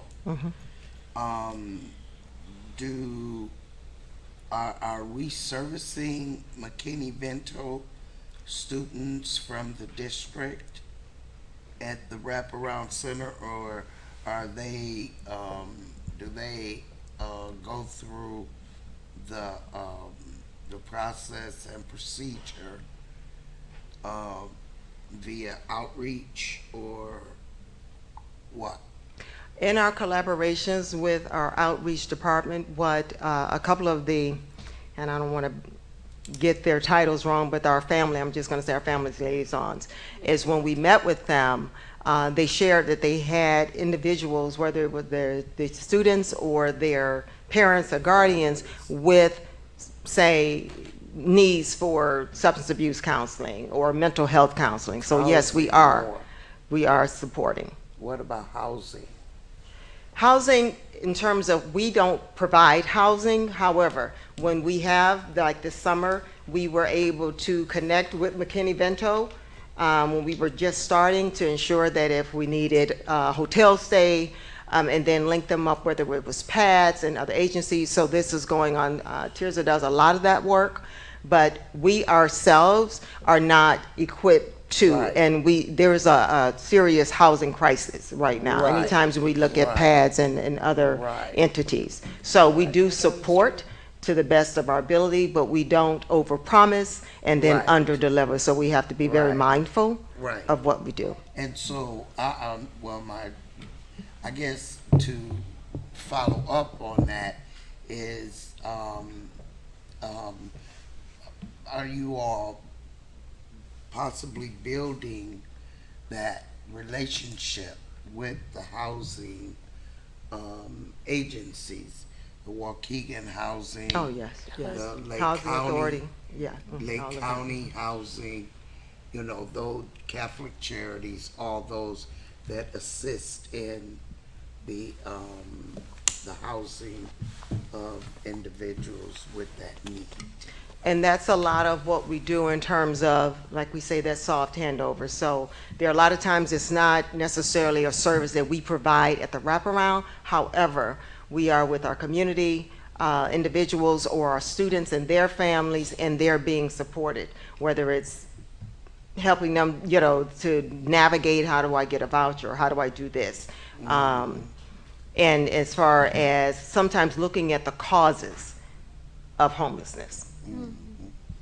And so we kind of have to backpedal and figure out those needs of why we're here. And so that's where we're looking to really bridge that gap and with our outreach department and look at those causal factors and support those needs. Ms. Leslie, final comment. Okay. Two very short things. One thing is that sometimes people need to see it, to believe it, to invest in it. So, excuse me, I love that we had the video of Ms. Davis sharing and the testimonial from the other parent of a participant. And I do love that you use participant. But if we can like leverage other ways to try to give some sort of experience or look into what it's going to look like, because if they can see it, they're less fearful of it. So connecting with their studio or even student actors to simulate what a session would look like, I think that might be helpful to get more of our students in the MICFA Challenge that are expressing these concerns engaged with it, possibly. And then the last thing that I just want to say is that I really want to thank you for all of your responses. You are on top of everything. I feel like everybody got their questions answered in a very direct and succinct way. And it's very helpful for us as a board when we can get that information. So I appreciate you and your manager for doing that for us. Thank you. Thank you. Appreciate it. Thank you to you both. We appreciate you. Next item is our new business safe haven resolution.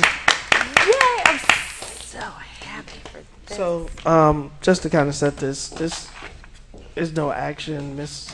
Gonzalez was the one who requested that we place it on the agenda. This is a resolution that we passed in 2018. Well, It's sorry, what did you just say? I didn't, go ahead. What did you just say? I'm sorry. requested that it be placed for a discussion. Yes. Okay. Oh. Yeah. Discussion? Yeah, there's no. Oh, there's no action on this? There's We're no gonna action vote on it item is what tonight? he Right. We already have the resolution. Yeah. So- Yeah, this was before.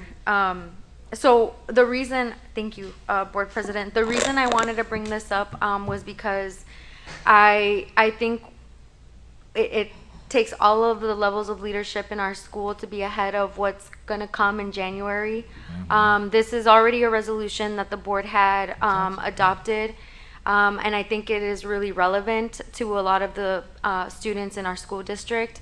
So I wanted to just take the time to have the board reinforce the Safe Haven resolution, but also to bring up in collaboration with the superintendent and her team the context from which this arose. So as board members, sometimes we're invited to do board reprimands.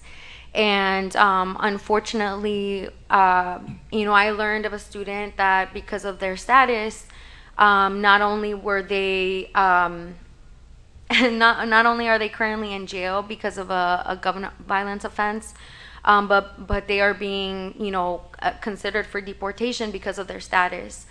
And I feel like, this is unfortunately the conversation that a lot of our schools are going to have. Not only to ensure that our students are behaving in a way that keeps themselves safe and their peers safe, but in a way that also lets them recognize that there are ways that we just, as a school district, cannot be liable to protect them from, especially when things happen outside of school grounds. And so I talked to Mr. Dupuy and some of the other folks, the admin team that were in that conversation, and we thought it is important to send letters out to families so that they know what to expect, at least from the school district's perspective, and from our policy and where the board stands on some of these things. And in the future, work more collaboratively with community organizations that can provide resources for families affected in this way. In Illinois, we have a huge privilege You know, we have a government that is very supportive of the immigrant community, that has really strongly and vocally discussed immigration as something that we need to service.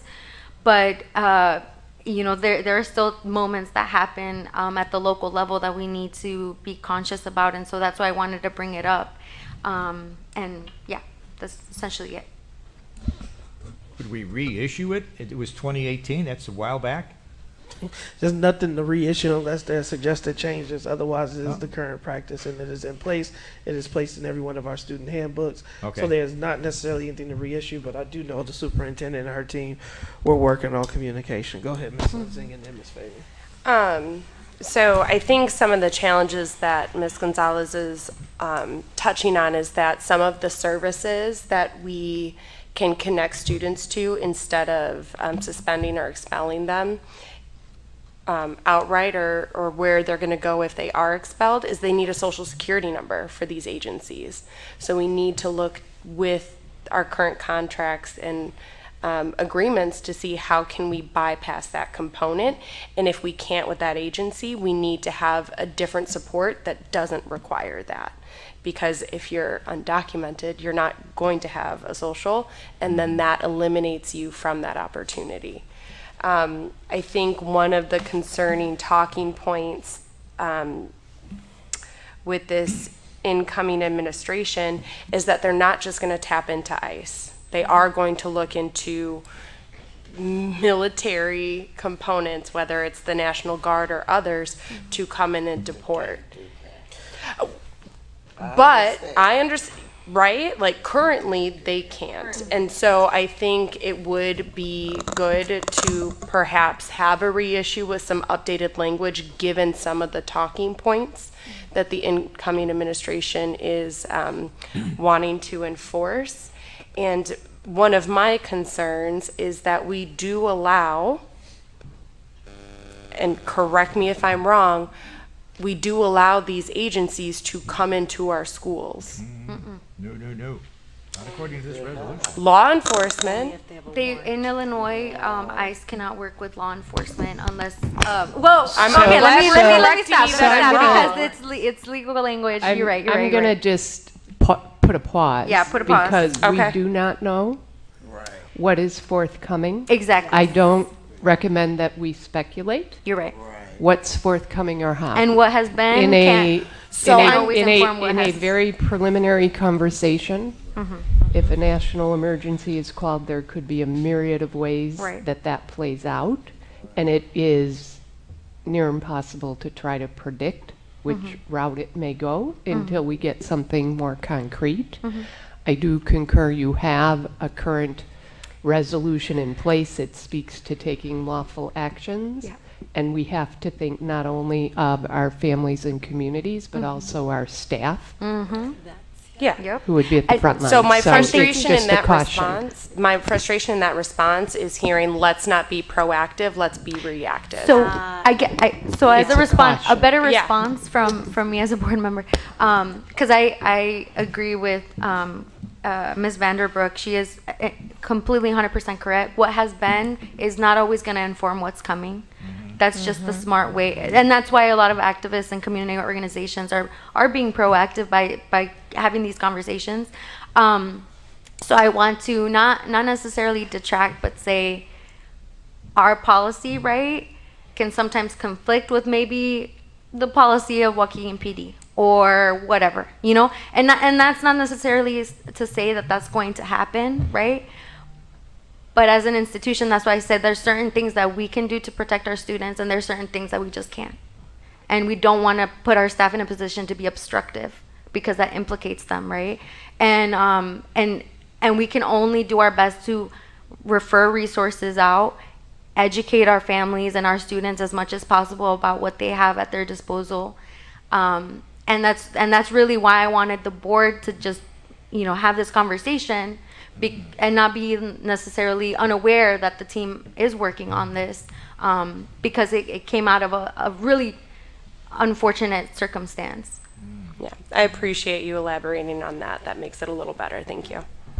Ms. Fabian. So I know that our staff already is overwhelmed with a lot of professional development. But again, I think it's always a great idea to go back over, because I think there's also some misconceptions and people, and we hear it now, right? So this has nothing to do with the incoming administration. We hear it now that there's a lot of misinformation on the difference of being undocumented, being a refugee, being an asylum seeker. And so if you are a refugee, you're not necessarily undocumented, right? And so the services that you receive, to your point, it's not just a social security number. Some places take TIN numbers. Yes. So there are still so have to many file for different that, though. situations, right? But what I'm saying is that it's not a cut, dry, black, white situation, and our staff doesn't even know the difference between all the different, I guess, titles, or I don't know how you would want to say that, categories for becoming documented or for receiving different type of services. And we're Same not thing with liable knowing- to provide that help. They need to go to experts who can. Right. Yes. Absolutely. But that being said, our staff also should understand the implications of some of their actions, like you said, when they're referring out, or, and not just even because of behavior, but they're referring out for services, right? The other part of that is, again, having those conversations. We used to have them in the past, those know your rights. And that's another great area where we can do some parent outreach and some family outreach, and having families have a plan, because we did have a student recently whose family member was pulled by ICE. The child had no idea why. It was just miscommunication. Everything was recently resolved, but the point being that families need to have a plan, that if someone in your family is pulled by ICE, your child, there should be a plan for your child. Who's picking them up? Where are the emergency contacts for them? Who can take care of them? Where can they find, unfortunately, money and all of that, right? So there has to be a plan for a child whose family member or caregiver is taken. So again, I think those are conversations that we need to be mindful of with our staff as well. Yeah, so I think we wanted to bring it up, wanted to reinforce and to have a public conversation to Ms. Gonzalez's point of, we do have a resolution, and in that resolution there are some things that we do want to explicitly state to families, not to scare them, so that they are aware of what our responsibilities are and are not as a school district. And so read that resolution, because again, Mr. Rizzle's point, it was passed in 2018. So if there are, there wasn't a recommendation for language changes, but if there's something that now hits you a little bit differently, or you have a question about, I think it's a good time for us to bring that up. And then to some of the points, is there are agencies that do this work here locally. We may want to start to connect and have some conversations with those agencies, so that our families are prepared, and that they have a safe place to air some of those grievances. Is because as we talk about mental health and some of the issues, is status can be something that helps contribute to some of those mental health concerns, right? And anxiety for families. And so I do want to encourage us to read the resolution and then look forward to the superintendent and staff on their communication plan. One quick thing. As I was saying to Ms. Vanderbrock, that the Safe Haven resolution is, good. We've passed it, and it's still in full effect and force, right? But even before any agency that will even touch our children in our district, they're gonna have to, it's gonna have to be by way of the parents. You know, they're not gonna just come and say, okay, kids, you gotta go. All of this stuff is contingent on the parents.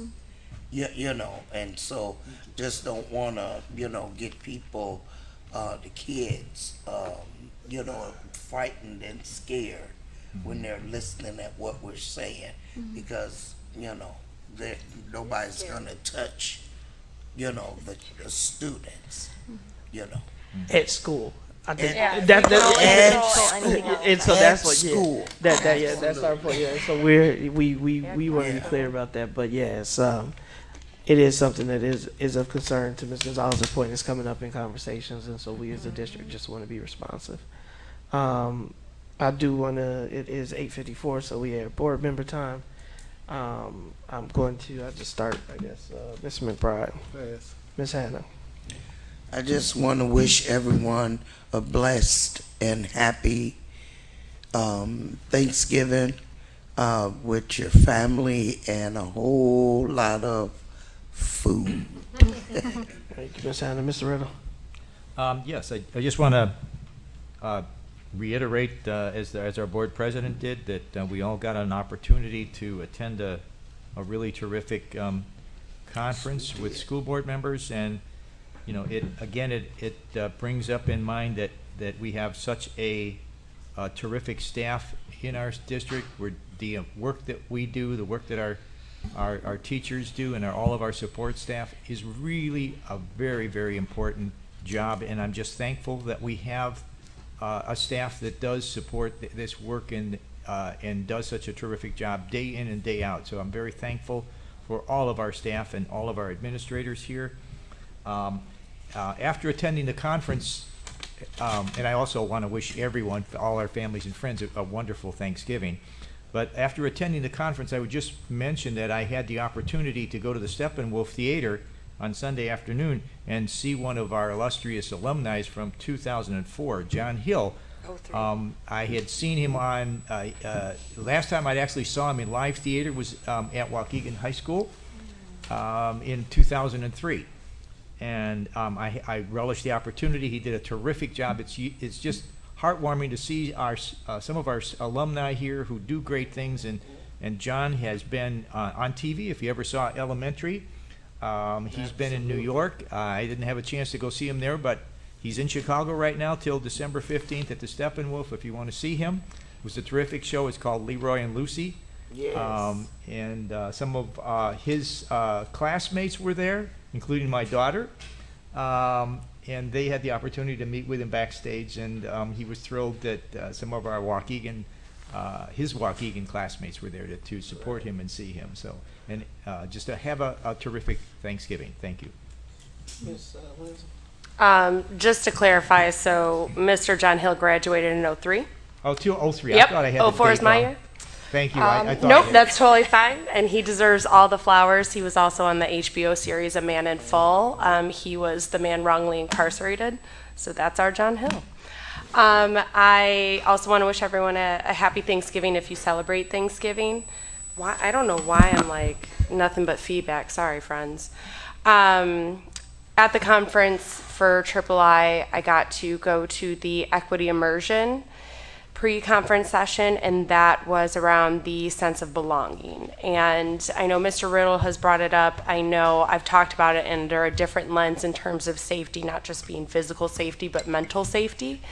And there was a school, Bellevue, they had a Belonging with Bellevue presentation, and it was amazing. So I'm going to be sending that out so we can get it dispersed amongst the board, just the different ways that they got everyone in the community.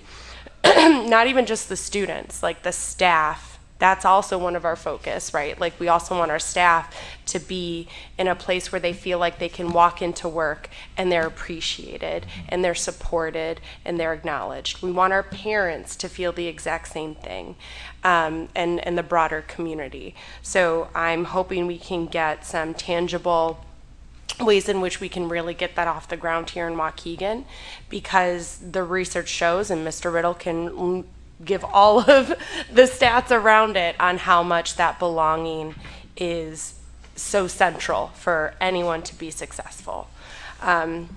So it was a great conference. I'm going to look for ways to share out that information outside of the board meeting in a better way to reach more people. But thank you for tuning in today, and hopefully you have a safe holiday.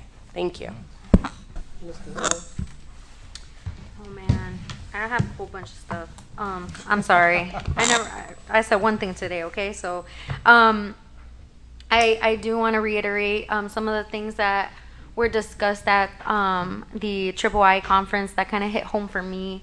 As not, having gone to too many other conferences, I realized something about myself at the conference that I didn't know how to articulate. Not to take away from anything that other board members have taken from other conferences, but I realized that one of the general speakers, he said, to be a leader, sometimes you have to articulate that you have decision-making values, and I didn't know that that's what it was that I had, and I think that is really at the center of why some things are so inflexible for me, and whether you see me out in the community and you ask me the question of why I support X, and I come into the boardroom and I say the same thing, that's why. There are things that have informed my experience growing up here, have educated me throughout my educational career, and a philosophy that I have of the world that is really why I take the stance I do on certain things. But you'll always get the same response, right? So I did want to mention that, and I also wanted to let people know that there are changes coming at the state level that are going to affect our district, some of which we've actually implemented policy on, knowing that there's going to be changes forthcoming. But proficiency levels, we had a design workshop, Ms. Lensing attended as well. Those levels are going to be changing. Up until that point, I didn't realize that Illinois had one of the most rigorous assessments that is used to measure student proficiency. But those benchmarks are going to change, and so there's going to be a huge shift on that. And kind of tied into that, I think a lot of people are going to have this question of, well, why are we changing these benchmarks? Are we lowering the standards, et cetera? And some of the other sessions that I attended in the conference really made me shift my mindset about that. And I know we've had conversations about different policies, even at the board level here locally, but a lot of schools that are finding success, right? They're not telling their teachers, hey, I want to see X percentage points out of you. They're really increasing the sense of belonging and the strategy behind that, and looking at alternative programs. And even, there's admin at Crystal Lake who had lessened their credits so that more students could be involved in dual credit opportunities. There are some districts, I can't think of the name, I think it was Triad, who has a success center, and it's kind of that wraparound service model, coupled with AOEC, which we already have. So it just kind of further informed that decision for the state to be reevaluating how it is we assess students and what we need to be doing as a board to not only just keep pushing for academic achievement, but to really understand what are those levers that we can push to further better that. And I wanted to end with this, which is something that was also said, I believe, at one of the general sessions. The speaker said, you never rebuild trust on the apology. Yeah. You rebuild trust by making and keeping a new commitment. Mm-hmm. And so as we look to new initiatives, as we look to strengthening some of our programs, and as we continue the strategy in some of our departments under the superintendent, it's a huge lift, and it takes mindset shifting. But I know that rebuilding trust you know, it's gonna take our commitment to understand where people are at and what the discomfort is, and also ensuring that they know like these are the outcomes that we will reach if we keep going this way. So that's what I wanted to share about the Triple I conference, and I did want to echo what Ms. Hannah had mentioned, because at one of the last sessions that Mr. Riddle and I attended, actually a lot of board members did say that they had a retreat or some kind of retreat, and that's something that she has mentioned before. Unfortunately, we have not been able to do it, but I think, you know, as the new board comes in, or, you know, as meetings are scheduled out, maybe that's like the first thing that would be a good thing to do, to welcome in new board members, and to sort of set the tone, because I know that each one of us would want to dedicate the time to do it, but in my head I'm like, even if we can't all be there, maybe we should just have the retreat. So come if you can. Yeah, come if you can, and if you can't, we inform you of what you missed and what was decided. I think setting expectations for what we want for board docs, for previous information like history of programs and things like that, software, all that, would be, you know, a good activity to do. But yeah, that's it. And happy Thanksgiving. Ms. Fabian. I know the hour is long. I'm going to try to be brief. Piggybacking on everybody's Triple I comments, I went to a lot of the AAI stuff. I'm fortunate enough to get to go to other conferences to do all of the sense of belonging and family engagement, because that really is my jam. So I wanted to focus on an area that I was less informed about. And one of the things that I keep hearing consistently throughout our board is that when we go to these conferences, we do hear and see that our staff actually, in our school district, actually is ahead of the curve in many instances and areas. And AI, I know a lot of our staff is, and they're working with it, and they're taking the time to do some professional development.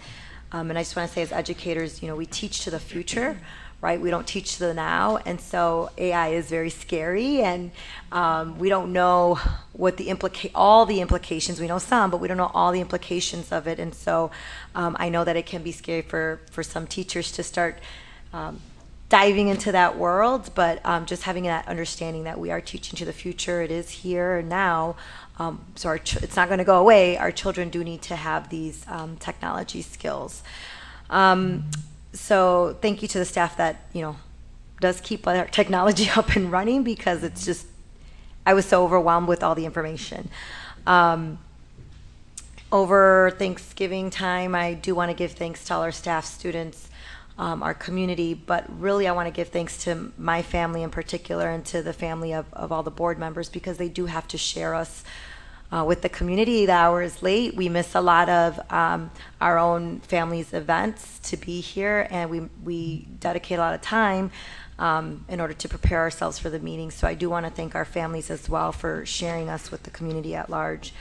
I also want to say that Thanksgiving, I know, is a great time to list out your moments, or list out what you're thankful for, but I do want to say that everyone should take a daily moment of gratitude, and you'll find that your mental health will be better by the end of the year. And lastly, we're not going to meet for a long time, so I know there's a lot of winter holiday concerts, including Madrigal, and I don't want to sit here and list them all. So I do encourage community and family members to please be aware of the social media posts, your school's posts, so that we can really be there and show up for our children. Thank you. With that, I'd like to call for a motion to adjourn. Motion Second. by Mr. Riddle, Mr. McBride, seconded by Ms. Gonzalez. Please All turn in off your favor monitors. Signify with aye. Aye. Any opposed, nay. Monitors off, please.